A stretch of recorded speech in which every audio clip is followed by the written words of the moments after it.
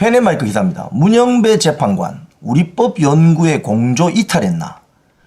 오늘 감사원장 탄핵 심판에서 이미선, 정정미, 정계선 3명 있잖아요. 우리법 연구회, 국제인권법 연구회.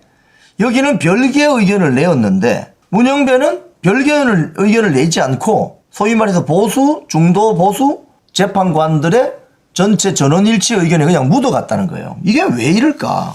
이 기사 내용을 좀 읽어보면은 이미선, 정정미, 정계선 재판관 3명은 최재해 감사원장의 헌법 및 감사원법을 위반한 사실은 인정된다는 별개의 의견을 냈어요. 이걸 가지고 오늘 또 민주당이 좀 침소봉대를 해요. 이 법 위반은 맞네, 뭐 이런 식으로. 근데 법 위반이 조금 있다고 하더라도 그걸 탄핵시킬 수 있느냐? 그 정도의 상당성이 있느냐? 이건 별개 문제거든요. 그런데 앞서서 이진숙 방통위원장 탄핵 심판에서도 요 위에 정정미, 정계선, 이미선 플러스 문영배 4명이 파면해야 된다, 인용해야 된다. 그 의견을 냈었거든요. 근데 오늘 문영배는 혼자 단독 플레이를 했다. 그래서 오늘 법조계에서는 구체적인 사안에 대해서 재판관으로서 의견이 다를 수 있다는 점과 윤 대통령 탄핵 심판을 겨냥한 것이다. 그래서 지금 이야기 나오는 게 감사원장에 대한 결정을 통해서 볼 때 윤 대통령 탄핵 여부에 대해서도 우리법 연구회 출신 등 4명의 인용 의견은 마지막 노선이 될 것임을 예고한 것이다. 즉 이미선, 정정미, 정계선은 윤석열 대통령 파면시키자고 할 겁니다. 분명히 할 겁니다. 예. 볼 것도 없어요. 그런데 지금 중도 보수 성향의 나머지 4명의 재판관들은 12.3 비상계엄의 성격과 실제로 벌어진 일 등에 대한 사실관계를 따져보면 뭐 홍장은의 가짜 메모 나오고 뭐 곽종근의 가짜 뉴스 나오잖아요. 이게 대통령을 파면할 정도가 되냐. 그래서 지금 평의를 거듭하지만 전원일치는 안 된다는 거예요. 그 과정에서 문영배가 오늘 별개의 의견을 내지 않고 전원일치 의견에 묻어갔다. 이건 뭔가 좀 시사하는 바가 있다. 이게 앞으로 뭔가 저는 아직까지 아주 보수적입니다, 여러분. 이 뒤통수 칠 수 있다. 저는 이렇게 생각해요. 왜? 그 자들이 그동안 해온 행태가 그러니까. 일단 이 점을 우리가 놓치지 말고 예의주시해야 됩니다. 예의주시. 자, 그런데 오늘 관련 기사가 이제 이게 하나 있어요. 파이낸스 투데이 기사인데요. 오늘 검사 탄핵 기각 판결문에 보이는 이상한 문장. 문영배. 그러니까 조금이라도 이상한 거 있으면 지금 잘 살펴봐야 되는 거예요. 왜? 이 자들이 무슨 짓을 할지 모릅니다, 이거.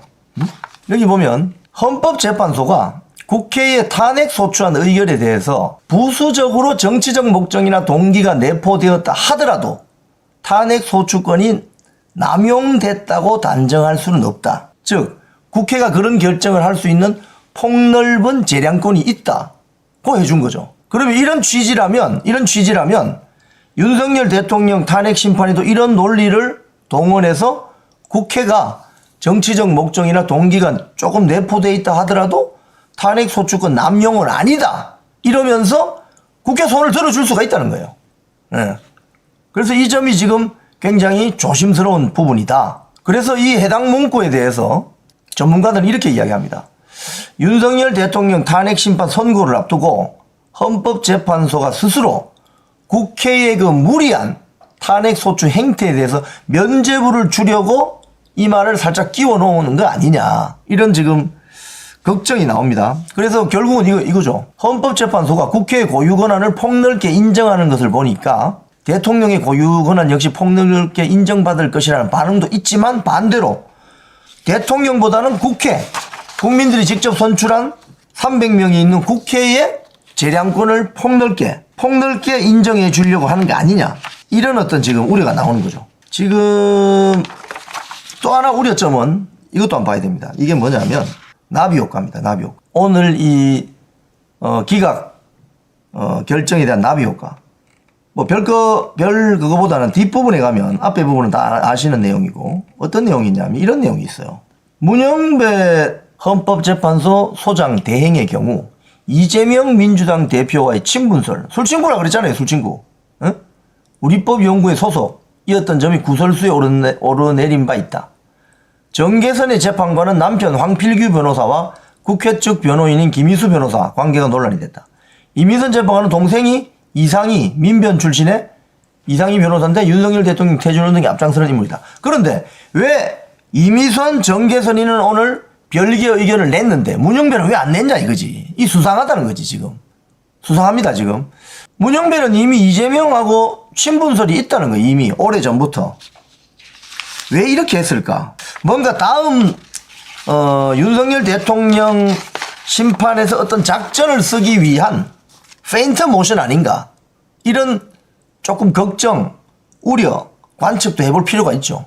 왜요? 이 자들이 쉽게 내줄 사람들입니까 여러분? 8년 전에 박근혜 대통령 날려버릴 때 처음에 그때도 5대3이었다고 했잖아요. 그래서 박근혜 대통령 사건 기각된다 뭐 그런 이야기가 초반에 나왔었거든요. 그러다가 촛불 집회가 나고 난리가 나니까 박근혜 대통령을 완전히 8대0으로 파면시켜버렸잖아요. 그 버르장머리가 있을 거다 분명히 이거. 자 이것도 한번 보세요. 문영배 의심스러운 이유. 요거는 2월 17일 기사입니다 여러분. 제가 이 기사를 왜 다시 소환을 하느냐. 문영배가 마은혁이 임명하는 거 관련해서 소위 말해 힌트를 줬어요. 힌트. 당시에. 자 보세요. 문영배 소장 권한대행은 지난 10일 2월 10일입니다. 마은혁 임명 보류 권한쟁의 심판 두 번째 변론에서 국회 측이 누굽니까? 정청래 아닙니까? 이번 심판의 흠결을 보완할 수 있는 기회를 달라. 그 국회 측이 요청하자 힌트를 줍니다. 솔루션을 줘요. 솔루션. 본회의 의결에 어느 정도 시간이 걸릴 것으로 예상합니까? 물어봐 주는 거예요. 그러니까 물어보니까 그때 뭐라고 뭐 많이 걸리지 않는다 이러니까 결국 우원식 국회의장이 다시 표결하잖아요. 표결. 그래서 그 뒤로부터 나흘 만에 결의안이 통과되죠. 즉 주진우 국민의힘 의원 말에 따르면 힌트를 준 거다 이거. 헌재가 민주당에 야, 지금이라도 빨리 본회의 열어가지고 표결해서 절차적 하자를 없애라. 그러면 된다고 힌트 준 거예요. 자, 이렇게 했던 문영배입니다. 즉 사후 추인 논리를 만들어서 재판에 영향을 미치려 했다. 이렇게 했던 문영배인데 이걸 어떻게 믿어요 우리가 지금. 오늘 별개 의견을 내지 않은 것이 너무 수상합니다. 저는 너무 수상해요. 그래서 뭔가 좀 조심해야 되겠다. 뭔가 조심해야 되겠다.